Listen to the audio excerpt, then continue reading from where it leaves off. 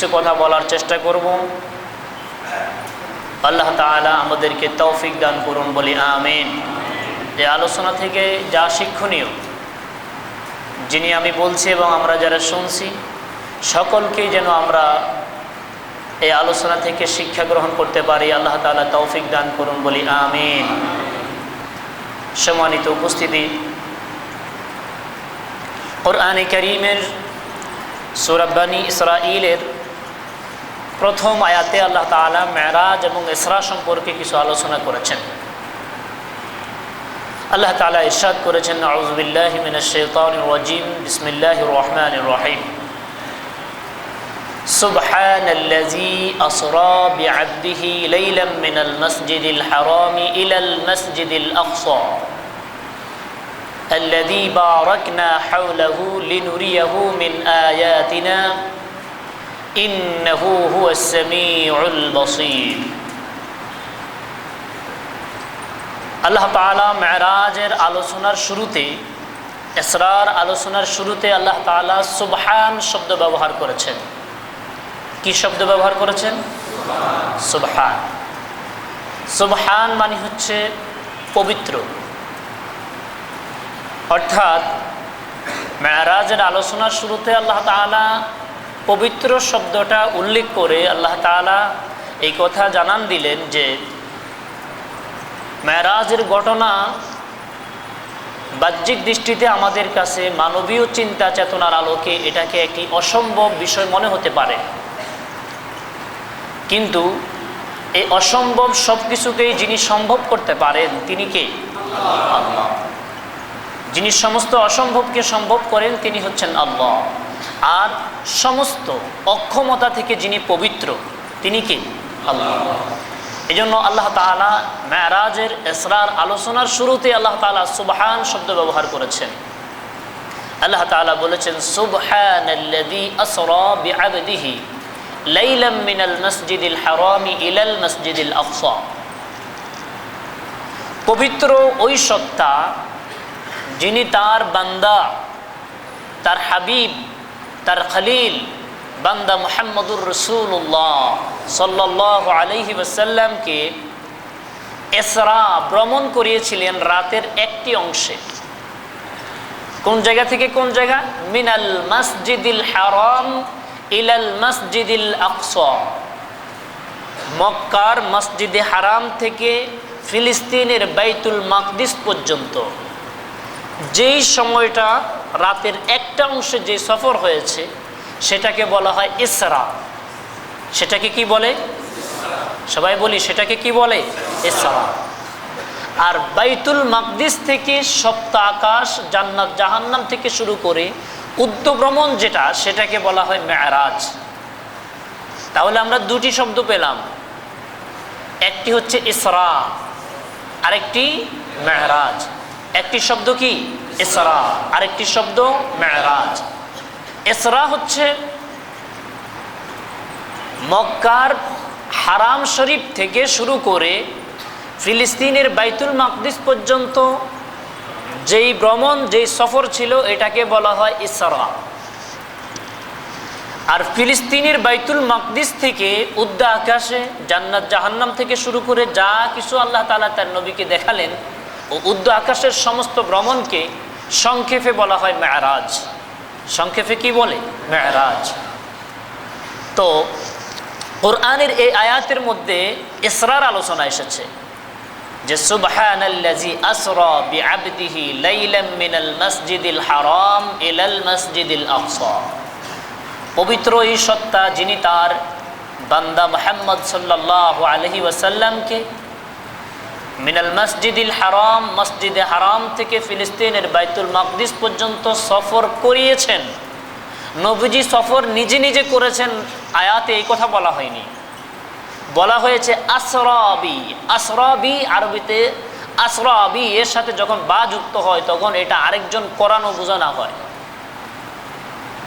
তো যখন এই ভ্রমণ, এই সফর যখন নবীজি নিজে করেননি, করাছেন কে? আল্লাহ। এই ভ্রমণ করিয়েছেন কে? আল্লাহ।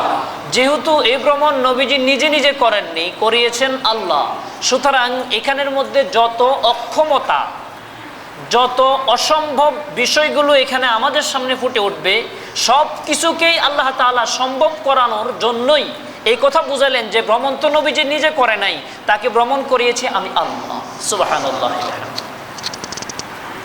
সুবহানাল্লাযী আসরা বিআবদিহি লাইলান মিনাল মাসজিদিল হারামি ইলাল মাসজিদিল আকসা আল্লাযী বারাকনা হাওলাহু লিনুরিয়াহু মিন আয়াতিনা। যেই বাইতুল মাকদিসের পরিবেশকে আমি আল্লাহ তাআলা বরকতময় করেছি, লিনুরিয়াহু মিন আয়াতিনা, পুরা ইসরা এবং মেরাজের উদ্দেশ্য হচ্ছে লিনুরিয়াহু, যেন আমি তাকে দেখাতে পারি, যেন আমি আমার রসুলকে দেখাতে পারি, মিন আয়াতিনা, আমার নিদর্শন সমূহ থেকে কিছু নিদর্শন। তাহলে মেরাজ এবং ইসরার উদ্দেশ্য হচ্ছে আল্লাহ তাআলার নিদর্শন সমূহ তার রসুলকে দেখানো। আমরা বিস্তারিত বিবরণ সামনে ইনশাআল্লাহ পেশ করব। মেরাজ কখন সংঘটিত হয়েছিল ওই বিষয় নিয়ে কোরআন এবং হাদিসে এর সময় নিয়ে স্পষ্ট করে কিছুই বলা হয়নি। কোন মাসে, কোন সময়ে, কত তারিখে, কোরআন এবং হাদিসে এই বিষয়ে কোনো বিবরণ আসেনি, বিশুদ্ধ কোনো বিবরণ আসেনি। ঐতিহাসিক ইসলামিক যারা ইতিহাস রিসার্চ করেন, গবেষণা করেন, তারা কখন মেরাজ সংঘটিত হয়েছিল এই বিষয় নিয়ে তারা মতপার্থক্য করেছেন, মতবিরোধ দেখা দিয়েছে তাদের মধ্যে। মাস নিয়েও মতভেদ দেখা দিয়েছে, তারিখ নিয়ে তো মতভেদ রয়েছেই। তবে বিশুদ্ধ মত অনুযায়ী আমরা যেটা জানতে পারি, আল্লামা সফিউর রহমান মোবারকপুরী তিনি আর রাহিকুল মাখতুম এর মধ্যে তিনি উল্লেখ করেছেন যে নির্দিষ্ট তারিখ না জানা গেলেও অন্ততপক্ষে এই জিনিসটা আমরা নিশ্চিতভাবে বলতে পারি যে মেরাজের ঘটনাটি মৌলিকভাবে তায়েফের ময়দান থেকে রাসূলুল্লাহ সাল্লাল্লাহু আলাইহি ওয়াসাল্লামকে যখন কষ্ট দেওয়া হয়েছিল, সেই তায়েফের ময়দান থেকে ফিরে আসার পর মেরাজ সংঘটিত হয়েছিল।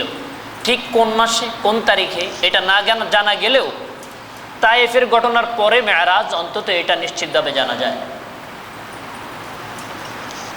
তো মেরাজের মৌলিক উদ্দেশ্য হচ্ছে আল্লাহ তাআলার নিদর্শন সমূহ দেখানো। আল্লাহ তাআলা তার নবীকে কি কি নিদর্শন দেখালেন এগুলোর বিস্তারিত বিবরণ, অনেক অনেক লম্বা ঘটনা, আমরা অনেকেই অনেক কিছু জানি। তবে আজকে আমরা শুধু ওই বিষয়গুলো নিয়েই সংক্ষেপে আলোচনা করব যে বিশুদ্ধ হাদিসের আলোকে মেরাজের রজনীতে আল্লাহ তাআলা তার রসুলকে কি কি নিদর্শন সমূহ দেখালেন। আমরা খুব সংক্ষেপে সেইগুলো নিয়ে আলোচনা করব, নচেত ইসরা এবং মেরাজ নিয়ে আলোচনা করা অল্প সময়ের মধ্যে এটি সম্ভব নয়।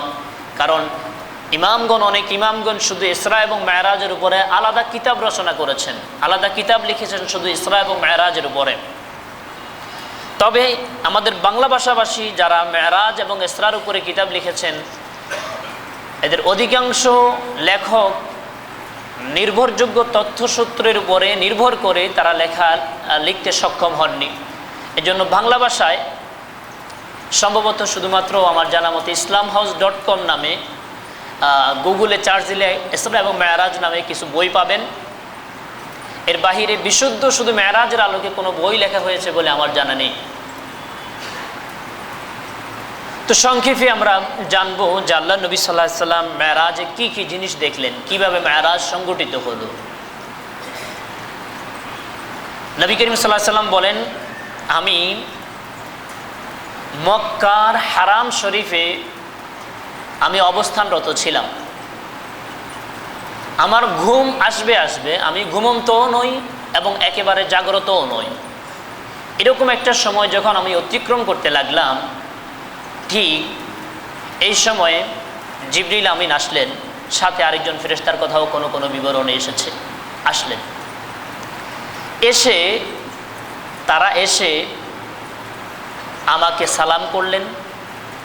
সালাম করার পর স্বর্ণের একটা পাত্র হাতে নিলেন, পাশ থেকে জমজমের পানি ওই পাত্রের মধ্যে রাখলেন। রাখার পর আমার দেহ, আমার যে বক্ষ, আমার বক্ষকে বিদীর্ণ করলেন, জমজমের পানি দিয়ে আমার ভিতরের যে জিনিসগুলো রয়েছে এগুলোকে পরিষ্কার পরিচ্ছন্ন করলেন। পরিষ্কার পরিচ্ছন্ন করে ঠিক যেভাবে ছিল আবার এভাবে লাগিয়ে দিলেন। কোনো রক্ত বের হয়নি, কোনো দাগও পড়েনি, এমনিতেই এগুলো লেগে গিয়েছে। সুবহানাল্লাহ। মেরাজ যেহেতু সুবহান শব্দ দিয়ে শুরু হয়েছে, এখানে প্রত্যেকটা ঘটনাই আশ্চর্যজনক, প্রত্যেকটা ঘটনাই এখানে আশ্চর্যজনক। নবী করিম সাল্লাল্লাহু আলাইহি ওয়াসাল্লাম বলেন, এরপরে জিবরিল আমিন আমাকে বললেন, একটা বাহন হাজির করলেন, বাহনের নাম হচ্ছে বোরাক।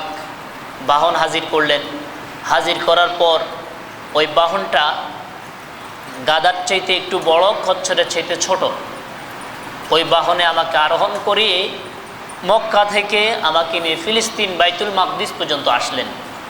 নবী করিম সাল্লাল্লাহু আলাইহি ওয়াসাল্লাম বলেন, এই পথে অতিক্রম করতে গিয়ে মারারতু আলা কবরি মুসা, মুসা আলাইহিস সালাতু ওয়াস সালামের কবরের পাশ দিয়ে যখন আমি অতিক্রম করতেছিলাম, তখন আমি দেখলাম ফাইন্নাহু ইউসাল্লি কাইমান ফি কবরিহি, তিনি তার কবরের মধ্যে দাঁড়িয়ে দাঁড়িয়ে সালাত আদায় করতেছিলেন। সুবহানাল্লাহ। এবং এই ঘটনাটি প্রমাণ করে যে আল্লাহর নবীরা, যত নবী আম্বিয়ায়ে কেরাম রয়েছেন, অন্য হাদিসে নবী করিম সাল্লাল্লাহু আলাইহি ওয়াসাল্লাম বলেছেন, আল আম্বিয়া ও আহইয়াউন ফি কুবুরিহিম ইউসাল্লুন।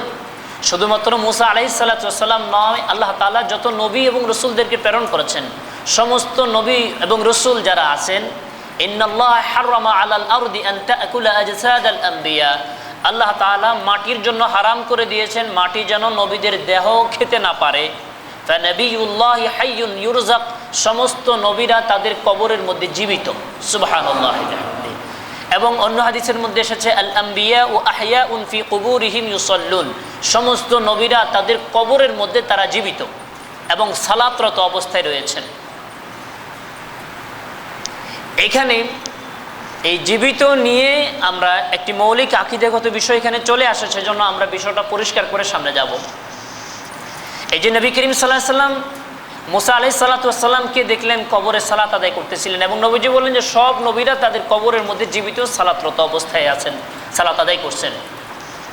এর থেকে কেউ কেউ ধারণা করে নিয়েছেন যে মনে হয় তাদের মৃত্যুই হয় নাই, তারা কবরের মধ্যে এই যে আমরা যেভাবে জীবিত, তারা কবরের মধ্যে এইভাবে জীবিত না। এটা একটা ভয়ঙ্কর, একটা মারাত্মক, একটা ভুল আকীদা। জীবিত দুই রকম, খেয়াল করেন। একটা হচ্ছে আমরা যে দুনিয়ার এই যে জীবন আমরা যাপন করছি, এটা একরকম জীবন।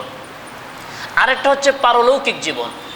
মানুষ যখন দুনিয়া থেকে চলে যায়, দুনিয়া থেকে চলে যাওয়ার পরে মুমিন হোক, কাফের হোক, মুশরিক হোক, বেঈমান হোক, প্রত্যেকেই মূলত তার কবরের মধ্যে জীবিত।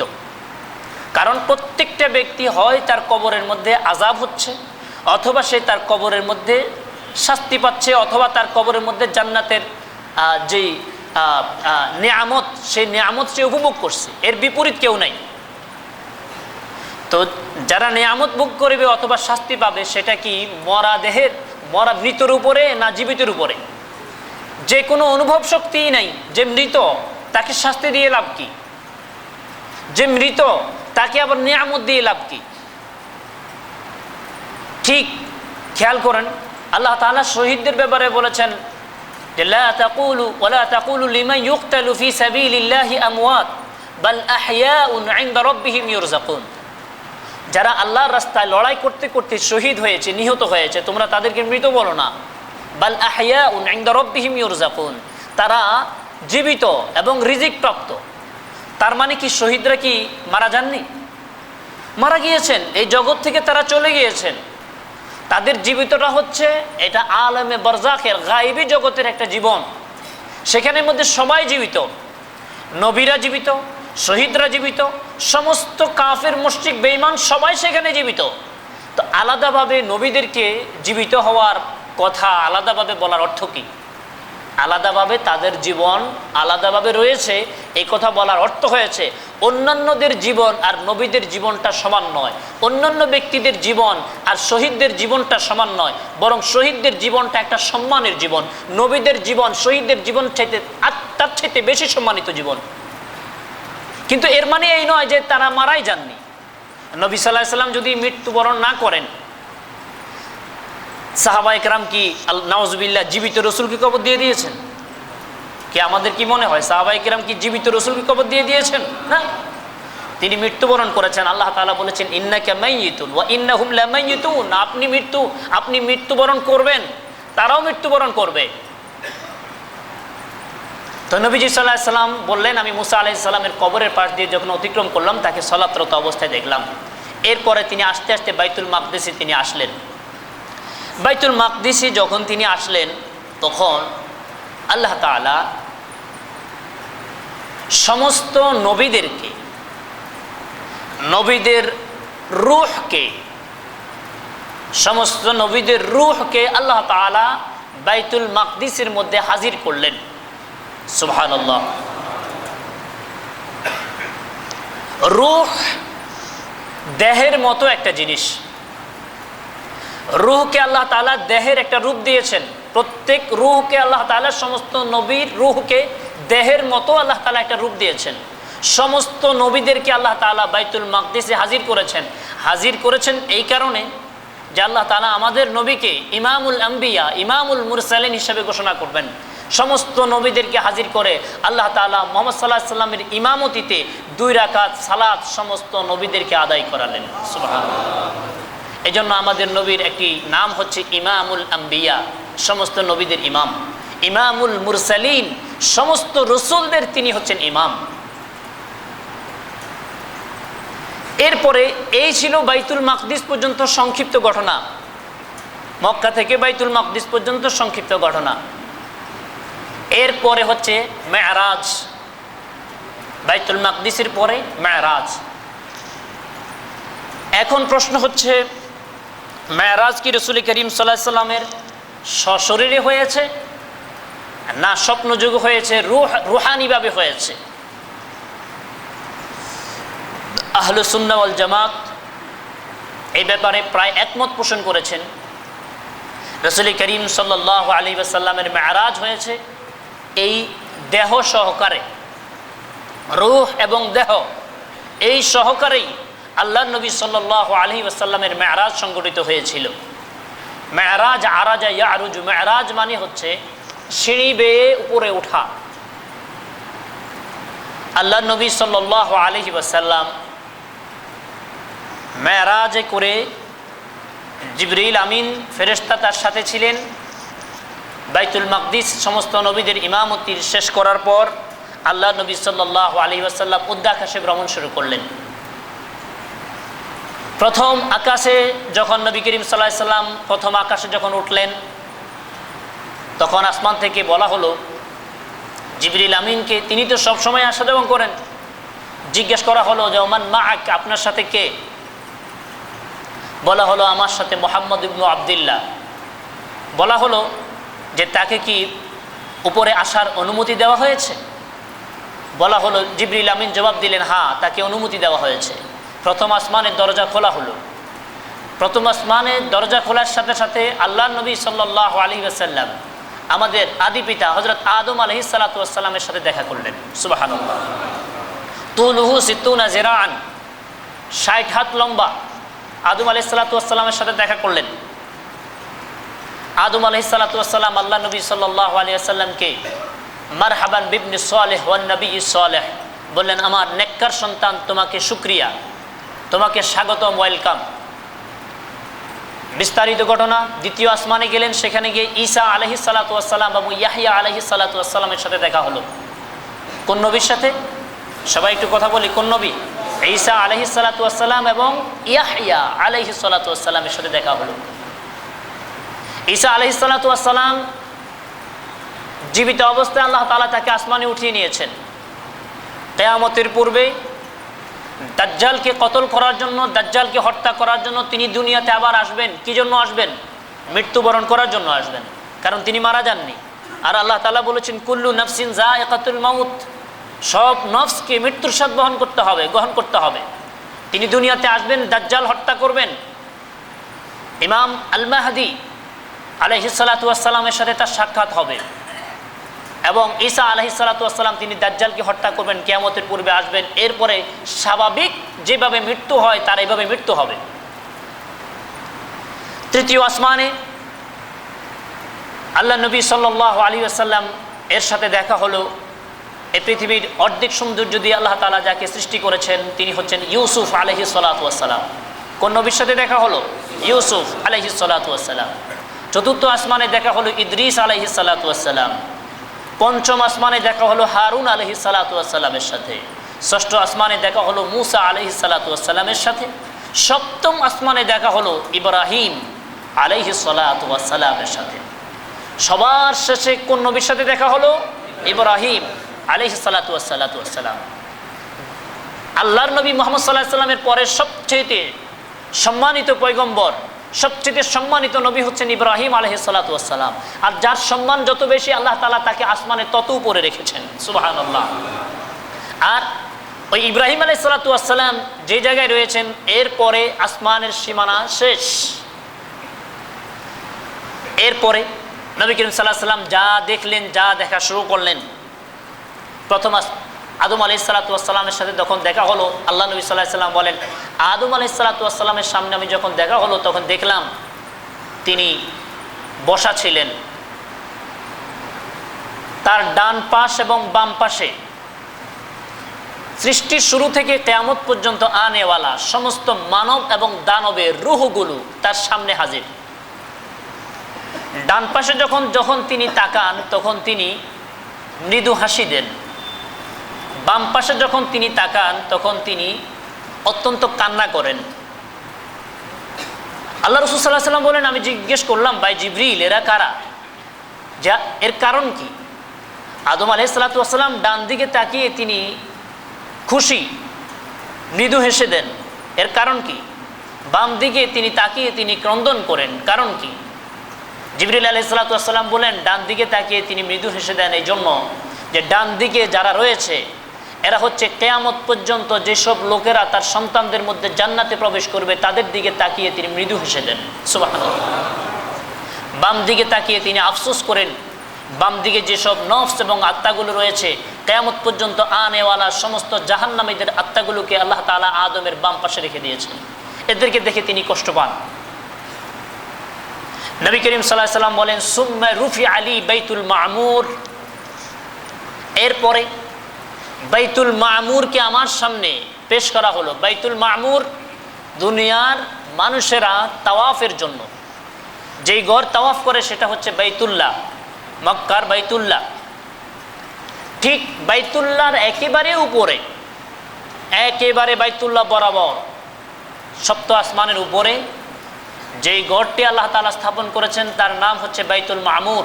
সেটি হচ্ছে ফেরেশতাদের তাওয়াফের জায়গা।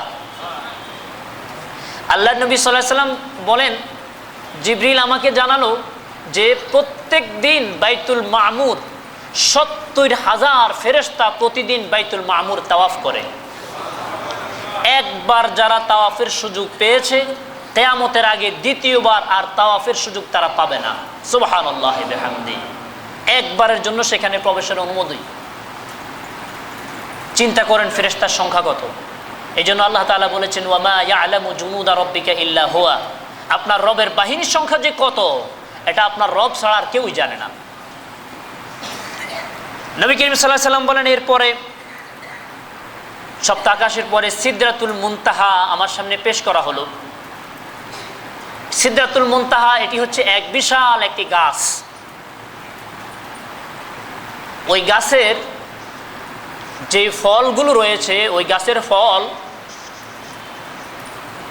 এক একটা কলসের মতো, কলসির মতো। নবী করিম সাল্লাল্লাহু আলাইহি ওয়াসাল্লাম হাদিসের যে শব্দ এসেছে কলসির মতো। আর গাছের যে পাতা সেটা হাতির কানের মতো। নবী করিম সাল্লাল্লাহু আলাইহি ওয়াসাল্লাম বলেন এই গাছের সৌন্দর্য আমি কিভাবে বিবরণ দিব সে ভাষা আমার কাছে নেই। গাছের সৌন্দর্য দেখতে দেখতে আমি যখন বিমোহিত হতে লাগলাম, ঠিক এই সময়ে গাছের গোড়ার দিকে নজর দিয়ে দেখলাম সেখান থেকে 4টা ঝর্ণা, 4টা নদী প্রবাহিত, 2টা জান্নাতের দিকে, 2টা দুনিয়ার দিকে, সুবহানাল্লাহ। যে 2টা দুনিয়ার দিকে প্রবাহমান এর একটা হচ্ছে ইরাকের ফোরাত আর একটা হচ্ছে মিশরের নীল নদ। আর বাকি দুইটা জান্নাতের দিকে। এর মানে হচ্ছে আল্লাহ তাআলা তার রসুলকে যখন এটা দেখালেন, এই কথা দিয়ে আল্লাহ তাআলা এটা দেখিয়ে আল্লাহ নবীকে বুঝালেন যে অচিরেই আপনি এবং আপনার উম্মত মিশর এবং ইরাক জয় করবে এবং মিশর এবং ইরাক কিয়ামত পর্যন্ত ইসলামের ঝান্ডা বহন করে চলবে। সুবহানাল্লাহ। নবী করিম সাল্লাল্লাহু আলাইহি ওয়াসাল্লাম তিনি বলেন, এরপরে জিবরিল আলাইহিস সালাতু ওয়াস সালাম হঠাৎ করে আল্লাহ তাআলা তাকে যে আকৃতিতে সৃষ্টি করেছেন, জিবরিল আমিন তো প্রায় নবীজির কাছে আসতেন, ওহী নিয়ে আসতেন, কিন্তু প্রায় সময় তিনি মানুষের আকৃতিতে আসতেন, সাধারণ একজন মানুষের আকৃতিতে আসতেন। কিন্তু তাকে আল্লাহ তাআলা যে অবয়বে সৃষ্টি করেছেন, সেই অবয়বে আল্লাহ নবী জিবরিলকে দুইবার দেখেছেন। কয়বার দেখেছেন? সবাই কথা বলি, কয়বার দেখেছেন? দুইবার দেখেছেন। দুইবার দেখেছেন, একবার দুনিয়াতে, একবার আসমানে। দুনিয়ার বিবরণ নবী করিম সাল্লাল্লাহু আলাইহি সাল্লাম দিয়েছেন যে আমি একবার পূর্ব আকাশের দিকে তাকালাম, দেখলাম যে জিবরিল আমিন তার পাখা সম্প্রসারিত করেছে এবং দেখলাম যে জালিসুন আলাল কুরসি বাইনা সামাই ওয়াল আরদ, গোটা আসমান এবং জমিনকে পরিব্যাপ্তি করে ফেলেছে জিবরিলকে দেখে। অর্থাৎ পূর্ব আকাশে শুধু জিবরিল ছাড়া কিছুই দেখা যায় না। সুবহানাল্লাহি ওয়া বিহামদিহি। নবী করিম সাল্লাল্লাহু আলাইহি ওয়াসাল্লাম আরো বলেছেন, রাআইতু জিবরিলা ওয়া লাহু 600 জানাহিন, আমি জিবরিল আমিনকে দেখেছি, আল্লাহ তাআলা তাকে 600 পাখা দিয়েছেন। সুবহানাল্লাহ। এক একটা পাখা এত বড়, এক একটা পাখা এত বড় যে এক এক জাতি, এক এক গোষ্ঠীকে ধ্বংস করার জন্য জিবরিল আমিন শুধু পারমিশন চাইতেন যে তার এক একটা পাখা জমিনের ভিতরে প্রবেশ করিয়ে আসমানে উঠিয়ে ওই একটা পাখা ব্যবহার করে জমিনে এটাকে তলিয়ে দেওয়ার মতো একটা পাখাই যথেষ্ট ছিল। সুবহানাল্লাহ। এরকম 600 পাখা আল্লাহ তাআলা জিবরিল আমিনকে দিয়েছেন। সুবহানাল্লাহ। ওয়ালাকাদ রাআহু নাজলাতান উখরা, সূরা কামারের মধ্যে আল্লাহ তাআলা বলেছেন ওয়ালাকাদ রাআহু নাজলাতান উখরা, একবার তাকে তার একেবারে যে আকৃতিতে আল্লাহ তাআলা সৃষ্টি করেছেন দুনিয়াতে একবার দেখেছেন, একবার দেখেছেন আসমানে তাকে ওই আকৃতিতে দেখেছেন। নবী করিম সাল্লাল্লাহু আলাইহি ওয়াসাল্লাম তিনি বলেন, এক পর্যায়ে জিবরিল আমাকে নিয়ে আরেকটু সামনে গেল। সামনে যাওয়ার পর আমি দেখতে পেলাম যে সেখানের মধ্যে একজন, কিছু মানুষেরা শুয়ে আছে, একজন মানুষ সেখানের মধ্যে শোয়া, তার সামনে একটা লোক দাঁড়ানো যার হাতের মধ্যে বড় একটা পাথর। হঠাৎ দেখলাম এই পাথরটা তার শরীরের সমস্ত শক্তি দিয়ে যেই লোকটা শোয়া তার মাথার উপরে মারল, মারার সাথে সাথে তার মাথা চূর্ণ বিচ্ছিন্ন হয়ে গেল এবং পাথরটা উপর থেকে নিচে গড়িয়ে পড়ল। পাথরটা যখন নিচে গড়িয়ে পড়ল, এই লোকটা আবার ওই পাথরটা নিয়ে এসে আবার লোকটার সামনে দাঁড়াতে না দাঁড়াতে মাথাটা আবার আগের মতো ঠিক হয়ে যাচ্ছে, আর এই লোকটা আবার শরীরের জোর দিয়ে মাথার মধ্যে আবার আঘাত করছে, আঘাত করার সাথে সাথে মাথা চূর্ণ বিচ্ছিন্ন হয়ে যাচ্ছে।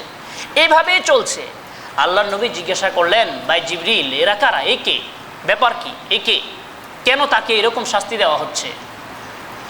জিবরিল আমিন বললেন, এরা আপনার উম্মত, আপনার উম্মতের মধ্যে যারা হাউলা আল্লাযীনা কানু ইয়ানামুনা আনিস সালাতিল মাকতুবা, এরা হচ্ছে আপনার ওইসব উম্মত যারা ফরজ সালাত নির্দিষ্ট সময়ে আদায় না করে ঘুমিয়ে থাকতো, তাদের জন্য এই শাস্তি। জিবরিল আমিন বললেন, চলেন চলেন আরেকটু সামনে চলেন। নবী করিম সাল্লাল্লাহু আলাইহি সাল্লাম বললেন, এরপরে আমি যখন আরেকটু সামনে গেলাম, সেখানে গিয়ে আমি দেখলাম এক বিশাল রক্তের একটা নদী, নদীর মধ্যে শুধু রক্ত আর রক্ত। নদীর পাশে এক কিনারায় কয়েকজন লোক দাঁড়ানো, হাতের মধ্যে বড় বড় পাথর, আর সেই রক্তের নদীতে কিছু লোক সাঁতার কাটছে। সাঁতার কাটতে কাটতে কাটতে কাটতে কাটতে তারা যখন নদীর কাছে এসে উপরে উঠতে চেষ্টা করে, তখন উপরে উঠতে যখন চেষ্টা করে, যাদের হাতে ওই পাথরগুলো থাকে তারা এই পাথরগুলো আবার জোরে মারে, তাদের মাথার মধ্যে পাথরগুলো মারে, মারার কারণে তারা নদীতে উঠতে পারে না, আবার পিছনে চলে যায়। যখন তারা দূরে চলে যায়, ওই পাথরগুলো তারা আবার নিয়ে আসে, নিয়ে এসে আবার দাঁড়ানো থাকে। এভাবে যখনই তারা আসতে চায় তখনই এরা পাথর মেরে এদেরকে দূরে সরাই দেয়, রক্তের সাগরের মধ্যে বসবাসের জন্য তাদেরকে বাধ্য করে। জিবরিল আমিন কি আল্লাহ রসুল জিজ্ঞাসা করলেন, ভাই জিবরিল, মানহা উলা, এরা কারা? জিবরিল আমিন বললেন, ইয়া রাসূলুল্লাহ, হা উলাই আকালাতুর রিবা, এরা হচ্ছে আপনার ওইসব উম্মত যারা দুনিয়াতে সুদের সাথে জড়িত ছিল, সুদের সাথে যারা জড়িত ছিল। হা উলা আকালাতুর রিবা, এরা দুনিয়াতে সুদ বক্ষণ করতো। কানু ইয়াকুলুনার রিবা, এরা সুদ বক্ষণ করতো। আর যারা সুদ বক্ষণ করতো তারা তো আল্লাহ তাআলার সাথে যুদ্ধ ঘোষণা করেছে, আল্লাহ তাদের সাথে যুদ্ধ ঘোষণা করেছে। এইভাবে তাদের এই শাস্তিটা কিয়ামত পর্যন্ত চলতে থাকবে। নবী করিম সাল্লাল্লাহু আলাইহি সাল্লামকে জিবরিল বললেন, আপনি আরেকটু সামনে চলেন, আরেকটু সামনে চলেন। রাসূলুল্লাহ সাল্লাল্লাহু আলাইহি সাল্লাম সামনে চলতে শুরু করলেন। আরেকটু সামনে যখন গেলেন তখন তিনি দেখলেন অনেকগুলো মানুষ সেখানের মধ্যে, তাদের প্রত্যেকের সামনে আগুনের অঙ্গার, অত্যন্ত জ্বলন্ত জ্বলন্ত আগুন তাদের সামনে। আর ওই জ্বলন্ত আগুন তারা প্রত্যেকেই নিজ হাতে নিয়ে এটা বক্ষণ করছে। জ্বলন্ত আগুন মুখের ভিতরে নিজে নিজে ঢুকাচ্ছে। তারা যখন এই জ্বলন্ত আগুনটা যখন ভিতরের মধ্যে মুখের ভিতরে প্রবেশ করাচ্ছে, মুখে দেওয়ার সাথে সাথে ওই আগুন যেভাবে প্রবেশ করায় সেটা সেভাবে তাদের পায়খানা রাস্তা দিয়ে বের হয়ে যাচ্ছে। যখন এইভাবে চলছে, এভাবে তারা নিজেরাই আগুন খাচ্ছে, আগুন এভাবে খাচ্ছে মুখ দিয়ে। আল্লাহ নবী সাল্লাল্লাহু আলাইহি ওয়াসাল্লাম তখন জিবরিলকে জিজ্ঞাসা করলেন, ভাই জিবরিল, এরা কারা, এরা কারা? জিবরিল আমিন বললেন, হা উলা ইয়াকুলুনা আমওয়ালাল ইয়াতামা, এরা দুনিয়াতে ইয়েতিমের মাল আত্মসাৎ করত, ইয়েতিমের মাল তারা বক্ষণ করত। আর ইন্নাল্লাযীনা ইয়াকুলুনা আমওয়ালাল ইয়াতামা ইন্নামা ইয়াকুলুনা ফি বুতুনিহিম নারা, আর আল্লাহ তাআলা কোরআনে বলেছেন যারা ইতিমদের মাল বক্ষণ করে মূলত তারা আগুন খায়, তারা আগুন বক্ষণ করে। আপনি যাদেরকে দেখছেন নিজ ইচ্ছায় স্বেচ্ছায় আগুন বক্ষণ করছে, এরা হচ্ছে আপনার ওইসব উম্মত যারা ইতিমের মাল বক্ষণ করত। জিবরিল আমিন আল্লাহ রসুলকে বললেন, ভাই জিবরিল, আপনি আরেকটু সামনে চলেন। আল্লাহ নবী জিবরিলকে সাথে নিয়ে আরেকটু সামনে চলছিলেন। সামনে চলতে চলতে তিনি কিছু মানুষকে দেখলেন, তাদের সামনে অত্যন্ত পুষ্টিকর কিছু সুস্বাদু গোশত, সুস্বাদু কিছু খাবার রয়েছে। আর ঠিক এর একটু পাশে তাদের জন্য অত্যন্ত দুর্গন্ধ, অত্যন্ত অরুচিকর খাবার তাদের সামনে পরিবেশন করা হয়েছে। মানুষগুলো অত্যন্ত ভালো, তারা অত্যন্ত পুষ্টিকর খাবারগুলো গ্রহণ না করে অত্যন্ত দুর্গন্ধময় খাবারগুলো কষ্ট হওয়া সত্ত্বেও সেগুলো খাচ্ছে। আল্লাহ রসুল জিজ্ঞাসা করলেন যে এর কারণ কি, এরা কারা? ভালো জিনিস গ্রহণ না করে তারা এই যে পচা দুর্গন্ধ গোশত ভক্ষণ করছে, এরা কারা? আল্লাহ নবী সাল্লাল্লাহু আলাইহি ওয়াসাল্লামকে জিবরিল আমিন জানালেন যে এরা হচ্ছে আপনার ওইসব উম্মত যারা তাদের বৈধ স্ত্রী থাকা সত্ত্বেও, স্ত্রীর সাথে তাদের সুসম্পর্ক বজায় থাকা সত্ত্বেও তারা অন্যদের সাথে দৈহিক সম্পর্কে তারা লিপ্ত হতো। এরা আপনার ওইসব উম্মত যারা হালাল জিনিস থাকা সত্ত্বেও হালাল জিনিস ভোগ উপভোগ না করে হারামের দিকে যারা যেত, এরা হালাল জিনিস কিয়ামত পর্যন্ত আল্লাহ তাআলা এদেরকে দুর্গন্ধময় পচা খাবার তাদের জন্য বাধ্য করবে। আর কিয়ামতের পরে তাদের জন্য আল্লাহ তাআলা জাহান্নাম তৈরি করে রেখেছেন। জিবরিল আমিন বললেন, ইয়া রাসূলুল্লাহ, আরেকটু সামনে চলুন। নবী করিম সাল্লাল্লাহু আলাইহি সাল্লাম আরেকটু সামনে গেলেন। হঠাৎ করে তিনি দেখতে পেলেন যে বেলাল রাদিয়াল্লাহু তাআলা আনহুর পায়ের আওয়াজ, পদধ্বনি তিনি শুনতে পেলেন। আল্লাহ নবী সাল্লাল্লাহু আলাইহি সাল্লাম সেই বিষয় নিয়ে সেখানে আর কিছু বলেননি। দুনিয়াতে আসলেন, আসার পর বেলালকে জিজ্ঞাসা করলেন যে বেলাল, আমি জান্নাতে যখন উকি মারলাম, জান্নাতে প্রবেশ করতে গেলাম, সেখানের মধ্যে তোমার পায়ের ধ্বনি, তোমার গলার আওয়াজ আমি সেখানে শুনতে পেলাম। তুমি এমন কি আমল করো যার কারণে এত মর্যাদা তোমার? বেলাল বলেন, ইয়া রাসূলুল্লাহ, উল্লেখ করার মতো এমন কিছুই নাই, আমার উল্লেখ করার মতো কিছুই নাই। কি? ইয়া রাসূলুল্লাহ, ইসলাম গ্রহণ করার পর থেকে, যখনই আমি ইসলাম ধর্ম গ্রহণ করেছি, এরপর থেকে আমি যখনই উযু করতাম, উযু করার পর সুন্দরভাবে উত্তমভাবে আমি 2 রাকাত সালাত সঠিকভাবে আদায় করতাম। এর বাহিরে অন্যান্য আপনার উম্মতের চাইতে আলাদা কোনো আমল আছে বলে আমার জানা নাই। নবীজি বললেন, আল্লাহ তাআলা তোমার এই আমলের কারণে এত খুশি হয়েছেন, তোমাকে জান্নাত পর্যন্ত আল্লাহ পৌঁছে দিয়েছেন। আল্লাহ নবী সাল্লাল্লাহু আলাইহি সাল্লামকে জিবরিল আমিন বললেন আরেকটু সামনে এগোতে। আল্লাহ নবী আরেকটু সামনে গেলেন। হঠাৎ করে নবী করিম সাল্লাল্লাহু আলাইহি সাল্লাম অত্যন্ত সুগন্ধি, অত্যন্ত সুগন্ধি, অত্যন্ত জান্নাতি গ্রান, যেটা অন্য কোনো গ্রানের সাথে তুলনা হয় না, এমন একটা গ্রান নবী করিম সাল্লাল্লাহু আলাইহি সাল্লাম নিতে লাগলেন। নবী সাল্লাল্লাহু আলাইহি সাল্লাম বললেন, ভাই জিবরিল, এত সুন্দর গ্রান এতক্ষণ পর্যন্ত পেলাম না। গ্রান ছিল কিন্তু এত ভালো গ্রান তো ছিল না, এটা কিসের? জিবরিল আমিন বললেন, এটা হচ্ছে ফেরআউনের দাসীর, আল্লাহ তাআলা তাকে যেই স্থানে কবর দিয়েছেন সেই কবর থেকে আল্লাহ তাআলা এই গ্রান এখন পর্যন্ত সেটা ছড়াচ্ছেন। সুবহানাল্লাহ। কারণ কি? জিবরিল আমিন বললেন, ফেরাউনের যে দাসী ছিল সে ইমানের উপরে মজবুতি অটল ছিল। কি অটল ছিল? যে ইসলামের মুসা আলাইহিস সালাতু ওয়াস সালাম যখন দাওয়াত দিলেন তখন ফেরাউনের দাসী ইসলামের দাওয়াত পেয়ে ইসলাম গ্রহণ করে ফেলেছিল, কিন্তু ফেরাউন তখনও জানতে পারেনি। যখন সে জানতে পারলো যে ফেরাউনের দাসী ইসলাম গ্রহণ করেছে, তখন পরীক্ষা করার জন্য তাকে ইসলাম থেকে সরানোর জন্য তাকে ডাকলো। ডাকার পর বলল যে আমি তো তোমাদের রব, আমাকে বাদ দিয়ে তুমি কোন রবের ইবাদত করো, কোন রবকে তুমি মানো? তখন তার দাসী অকপটে স্বীকার করলো যে আমি মুসা আলাইহিস সালাতু ওয়াস সালাম যে রবের দাওয়াত দেয় আমি সেই দাওয়াতের প্রতি আমি বিশ্বাস স্থাপন করেছি। বললো তোমাকে এটা ছাড়তে হবে। বললো না, সম্ভব না। বললো যদি না ছাড়ো তাহলে তোমার জন্য কঠিন শাস্তি। কিছুই বলা হয়নি। অত্যন্ত বড় পাতিলের মধ্যে তেল গরম করা হলো। হাদিসের মধ্যে এসেছে তেলগুলো যখন টকবক করতে শুরু করেছে, তার দুইটা সন্তান ছিল। ওই দুইটা সন্তানের মধ্যে থেকে বলা হলো, তুমি যদি এখনো মুসা আলাইহিস সালাতু ওয়াস সালাম যে দিনের উপরে ওই দিন ত্যাগ করে যদি আমার দিনের মধ্যে তুমি ফিরে না আসো, তোমার সন্তান এদেরকে আগুনে পুড়িয়ে দেওয়া হবে, এই তেলের মধ্যে ফেলে দেওয়া হবে।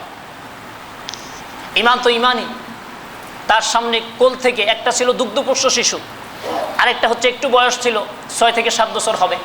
6 থেকে 7 বছরের তার যে একটা মেয়ে ছিল, এটাকে প্রথম এটা তেলের মধ্যে, ফুটন্ত তেলের মধ্যে এটাকে ছেড়ে দেওয়া হলো। অল্প সময়ের মধ্যে এটা মারা গেল। যখন তার একটা সন্তান এইভাবে চলে গেল, বলা হলো যে এখনো সময় আছে, যদি নিজেকে বাঁচাতে চাও, এই শিশুকে বাঁচাতে চাও, দিন ত্যাগ করো। তিনি দিন ত্যাগ করবেন না। দুগ্ধপোষ্য শিশুকে নিয়ে আবার টকবকে আগুনের মধ্যে ফেলে দেওয়া হলো, তেলের মধ্যে ফেলে দেওয়া হলো। দুগ্ধপোষ্য শিশু মুহূর্তের মধ্যে সে মারা গেল।